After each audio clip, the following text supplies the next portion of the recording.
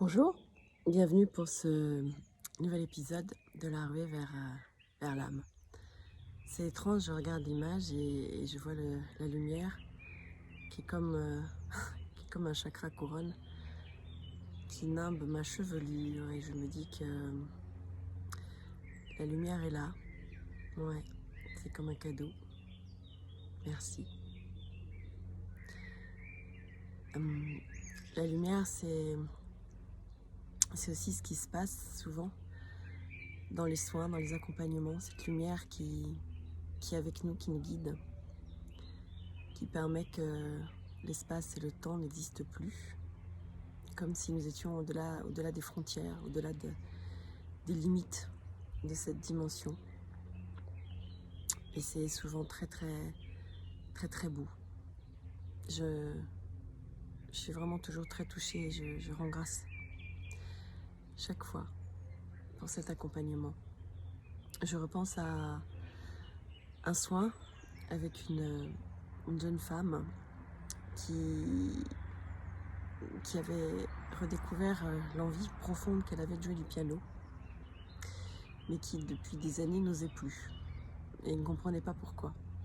Parce que ça lui semblait être quelque chose d'essentiel pour elle, mais elle n'avait plus accès. On s'est rencontrés, on a travaillé ensemble à travers un spectacle, un atelier, et elle a eu l'envie de venir en soins parce qu'elle pensait que quelque chose était peut-être là, présent, qui avait besoin d'être entendu. Et quand on a commencé le soin toutes les deux, alors le travail a été fait avec une partie de son âme, une partie de sa grande conscience. C'est-à-dire que parfois, c'est comme si nous étions incarnés sur plusieurs plans en même temps.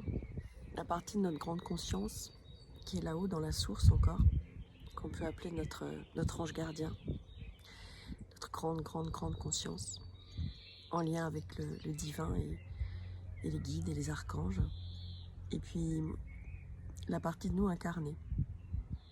Et souvent, on peut travailler sur tous ces plans-là. Et parfois, une incarnation qui n'a pas été, comprise ou accueillie, ou qui est restée enfermée dans une souffrance, une tristesse, réagit encore cellulairement en nous et nous bloque ou nous habite, nous rendant tristes ou nous donnant cette sensation d'être enfermé, alors que ça appartient au souvenir d'une ancienne vie, d'une vie antérieure. Et c'est ce qui s'est passé au fur et à mesure de ce soin. On a travaillé sur ces plans-là. Alors, elle était connectée à une image. C'était une petite femme très triste, très âgée, qui joue au piano.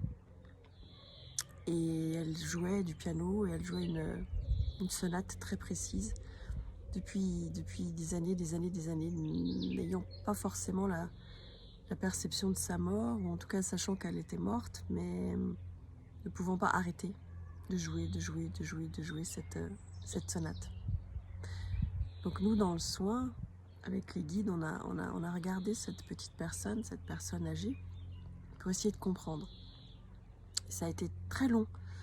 C'était un peu comme mener l'enquête pour découvrir pourquoi cette tristesse en elle, qu'est-ce qui se passait, pourquoi ce besoin de jouer cette sonate. Et il y avait comme une image qui revenait. On avait l'impression que se dédoublait un souvenir de cette femme, ce moment où elle était âgée, et ce souvenir, il y avait comme un dédoublement. Et ce souvenir, c'était elle, dans une très belle propriété. Elle était au piano, elle jouait, et il y avait beaucoup de joie. Il y avait une sœur qui était là. Et on entend un fiacre qui arrive, qui vient annoncer une nouvelle très triste. Et là aussi, c'est la guerre, la Première Guerre mondiale. Et on entend cette nouvelle qui détruit instantanément tout l'équilibre, toute la joie, tout le bonheur de la famille. C'est l'annonce de la mort du beau-frère. Le mari de la sœur de cette femme. Il y avait un lien de sororalité très fort entre ces deux épouses, ces deux sœurs, je veux dire, cette épouse et cette sœur. Et une tristesse immense. Il y avait des enfants, donc les enfants se retrouvent orphelins, cette femme se retrouve veuve, et elle, la sœur, est là, témoin de cette immense tristesse, et elle n'arrive pas à redonner le sourire et la joie à la famille. Alors elle joue. Et c'est comme si tous les êtres aimés au fur et à mesure du temps étaient morts, et elle est très âgée.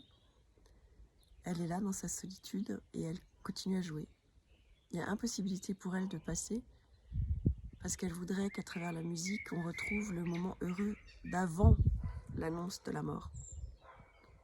Alors elle joue dans cet espoir qu'on puisse revenir en arrière. Et évidemment, c'est impossible. Donc on a travaillé à essayer de ramener l'âme de cet homme défunt et de l'épouse. On y est arrivé et on a pu les réunir. Et cet amour incroyable qu'il y avait eu entre cet homme et cette femme a pu renaître. Donc c'était pas un retour en arrière, c'était des retrouvailles de l'autre côté du voile. Au-delà de la tristesse, au-delà de l'attente, au-delà de cet espoir qui ne pouvait pas trouver de résolution, puisqu'on ne pouvait pas recréer, mais on pouvait réunir à nouveau de l'autre côté du voile. Et c'est ce qui s'est passé. Et à partir de là, cette petite mamie a pu s'endormir et a pu elle aussi passer dans la lumière. Et cette petite mamie, eh bien, c'était une des vies antérieures de cette femme qui était là en soins.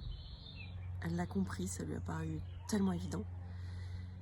Et c'était là aussi comme des retrouvailles, une libération, des retrouvailles très fortes entre cette partie d'elle et ce besoin, ce désir de jouer du piano pour recréer quelque chose de très fort, de très beau. Donc elle rejoue du piano. Et cette partie en elle a pu être dissolue, a pu passer dans la lumière. Et ces retrouvailles ont eu lieu. Voilà.